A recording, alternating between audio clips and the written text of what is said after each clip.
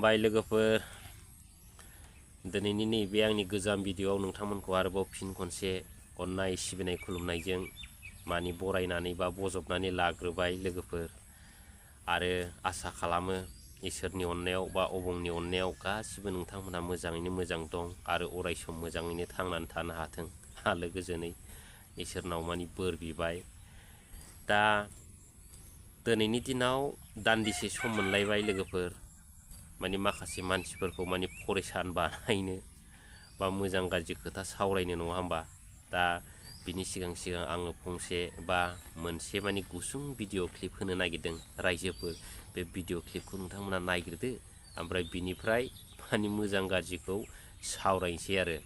The third Bodo Accord was signed in the year of 2020, through which Bodoland Territorial Region was created and the Bodo movement campaigning, and the peace has been prevailing nowadays in the region. Bodoland Territorial Region was created under the provision of 6th schedule to the Constitution of India, comprising near about 4 million people of various caste, creed and religion. दा लोगोफोर भिडिअखौथ' नुबाय आरो बुजिबाय नङा होमबा। दा दिनै जोङो नैबे जेनाखि भिडिअ बे भिडिअखौ लानानै बै इउपिपिएल आरो एबसुनि माने बिराद माने गिदिर गिदिर डायनामिक लिडारफोरनाव सोंनांसिगोन रायजोफोर। दा बिथांमोना बिनि फिननायखौ बर' रायजो राजाफोरनि गेजेराव मा होयो दा बेखौसो दिनैनि दिनाव रायजो राजाफ्रा सोंनो रोंनांसिगोन। दा दिनैनि दिनाव प्रमद बर' दैदेननाय बा प्रमद बर'नि सरखार सलायबाय थानाय जेनाखि बिटिआर गोजोन सुक्ति बे सुक्तिनि गेजेरजों माने बर'नि जेंनाफ्रा गासिबो जोबजोब्बाय रायजोफोर। माने मावनांगौ गैला, खुनु समस्या गैला, दिनै मा मावबावनो नङा होमबा। दा बिथाङा दिनै क्लियार हिसाबै बुंलांबाय। दा दिनै बर' रायजो राजाफोरनि गेजेराव माबा मोनसे जेंना दंबावो नामा आं दिनै बेखौसो सोंगोन समग्र रायजो राजाफोरनि गेजेराव। आरो बै एनडिएफबि बिदा फंबायफोरनि गेजेरावबो माबा मोनसे जेंना दंबावो नामा आं दिनै बेखौसो सोंगोन रायजोफोर।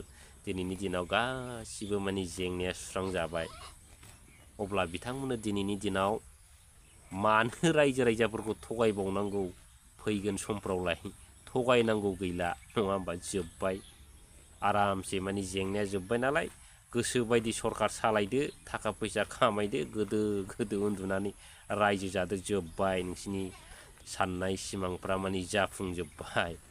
आरो प्रमद बन्धु बिथाङाथ' बै समाव बुंदोंमोन ना बन्धु, ओरैबायदि बुंदोंमोन बै समाव जेब्लानाखि बर'नि जेंनाफ्रा माने सुस्रांजागोन बै समाव आङो गामिनि आइ आफा रायजो राजाजों थांनानै माने नांगाल बोराय हमनानै रायजो जाहैगोन होननानै दिनै बिथाङा बुंदोंमोन बै समाव।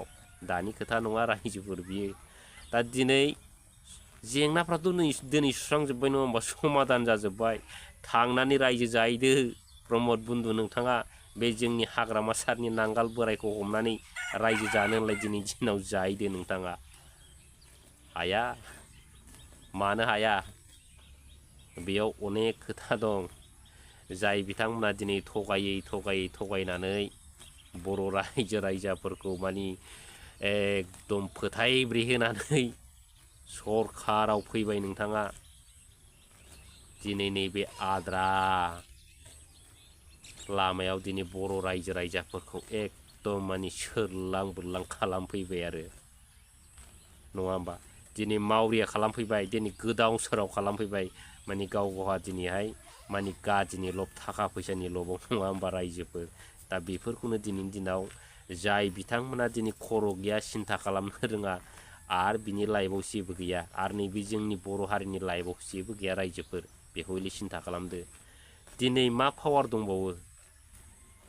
हाग्रामा सारा गोबां पावार लानानै बिटिसिखौ जोनोम होदोंमोन।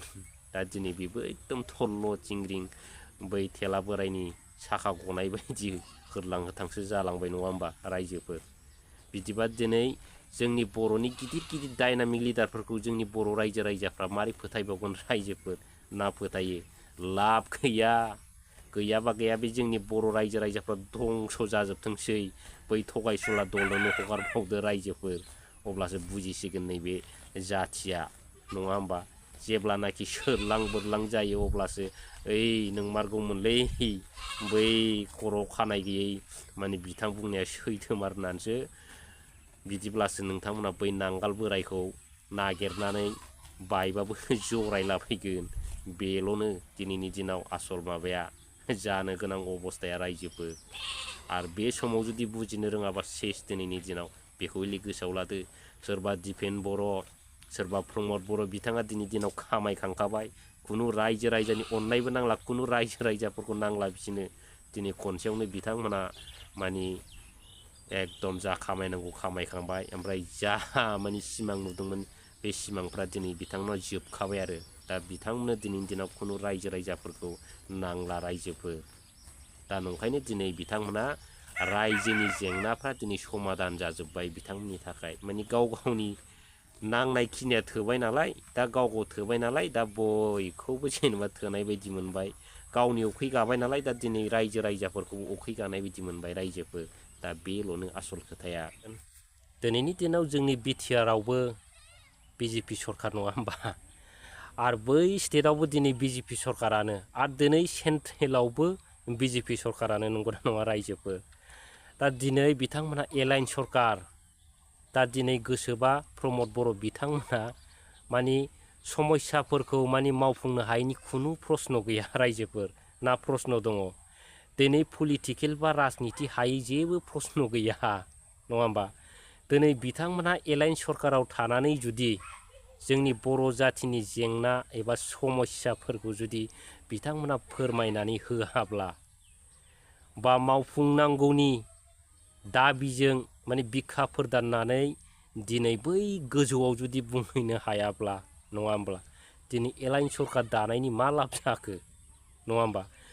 एलाइन सरखार दानानै BTR नि दफा बा जोंनि रायजो राजानि जेनेबा मावफुंनांगौ आद्रा थानाय खामानिफोर बा जोंनि हारिनि थाखाय नांनाय बिदा फंबाय NDBफोरखौ बख'नांगौनि खोथाफोरखौ बै जायगायाव बुङैयाब्ला, बै जायगायाव ओरैबायदि समस्या जादों, बै जायगायाव जेलाव जोबजानानै माखासे दं, बै जायगानि रायजो राजाफ्रा ओरैबायदि समस्या जादों होननानै नोंथांमोना बैयाव बुंहैयाबा दिनै बैनि मानसिया दिनै बिनि घटनाफोरखौ बोरै मोनथिनो, बिनि काहानिफोरखौ ना मोनसिगोन रायजोफोर? दा दिनै बेखौनो बुंबाय आङो।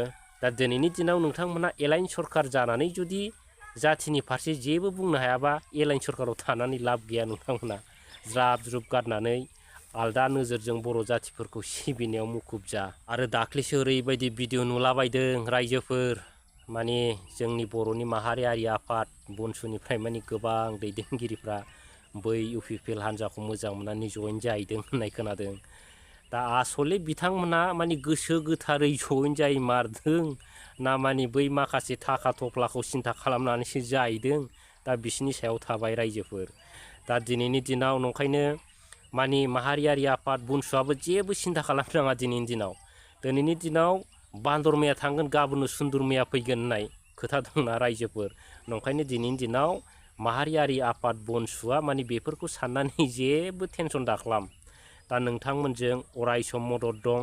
माने जोंनि रायजो राजाफ्रा नोंथांनि मोजां मावनायखौ नुयोब्ला साफ्रोमबो रायजो राजाया नोंथांमोनजों अराय सम मदद होबाय थागोन। बिनिखायनो बै सोरबा सासे सानैया जुदि बैयाव थाङोब्ला नोंथांमोना बिनि फारसे माथा मारिनांगौनि जेबो गैया। आरो दिनै बिथांमोना सोरबा UPPL खौ माने देरहाहोनो बा UPPL जों गोसो गोथारै बिथांमोना दिनैनि दिनाव जइन जायाखै। माने बै थाखा थफ्लाखौ नुहुरनानैसो दिनै बिथांमोना जइन जाहैदों। आरो दा आं बेखौनो बुंगोन, जुदि बिसास खालामाबा प्रमद बर' बिथाङा थाखा थफ्लाखौ होआलाबानो बिसोरनो ओरैनो जइन खालामनानै दोनलाय, गाबोन समफोरनो खारबोफिनगोन। नोंथाङा टेस्ट नायनोबा प्रमद बन्धु, बेफोर गासिबो माने थाखा फैसानि सायावसो। माने थाखाखौ नुहुरबाथाय माने जोंबो मोनगोन नामाब्रा होननानै दा दिनै बेखिनि माने बेबायदिसो जइन जाहैदों। थारसारा जेबो गैया। माने बिथांमोना दिनैहाय खुनु नोंथांमोननि पार्टिखौ फोथांनो थाङाखै, बे फोथैनो होननानैसो थांदों। जिहेथु बिथांमोना थाखाखौ नागिरनानै थांबाय, दा गाबोननो नोंथांमोना थाखा होआबा समफोरनो ब्लड खारबोफिनसै। दा नोंथांमोना माने माबाया मा होनो केरियार नस्थ' जानोसै, माने बरनाम जानोसै। दा बिदिनो नोंथांमोनखौ गाज्रि मोनहै मा जागोन लास्टआव रायजो राजाफोरजों सैजानाय नङा। बेखौ हले सिन्था ला। दा लोगोफोर खोथायाथ' जेसेनो बुङो जेसेनो लावो नङा होमबा। दा दिनैनि दिनाव बारा बुंला सानबाय आङो। दा बाखिखिनि समासो खिन्थासिगोन बिथांमोना माने जोंनि हारिनि फारसे मा साननाय दं बा मा मावलांनो सानदों, हारिखौ बोखोनो सानदों ना बोख्लायनो सानदों, बेखौ माखासे समनि उनावसो माने रायजोफ्रा नुलांसिगोन रायजोफोर। दा अब्लाबो जोबनायाव आं दिनै बिथांमोनखौ बेखौनो बुंनो लुबैदों, दा दिनैनि दिनाव जोंनि साफ्रोमबो मा होनो बिटिआरनि लिडारफोरखौनो माने गोहो गोलोन्दां बायदिसो नुयो रायजोफोर नङा होमबा। जिहेथु बै जिबौखौ नुयोबा एम्बुफ्रा जाजानो गिनानै गुदुं सिङाव थ्रोब थ्राब माने हाबसोलाबायनानै थायग्रा बायदिसो नुयो रायजोफोर, माने सिन्था खालामनानै नायोबा नङा होमबा। दिनै बिथांमोना जिहेतु बिखा फोरदाननानै फंसेबो खोथा बुंनो हाया जाथिनि फारसे नङा होमबा। सोरबा मिनिस्टारनि खाथियाव हादोंसै, हाया रायजोफोर। दा बेफोर जाबाय माने दानि सोलिबाय थानाय माने मा होनो दिन नङा होमबा।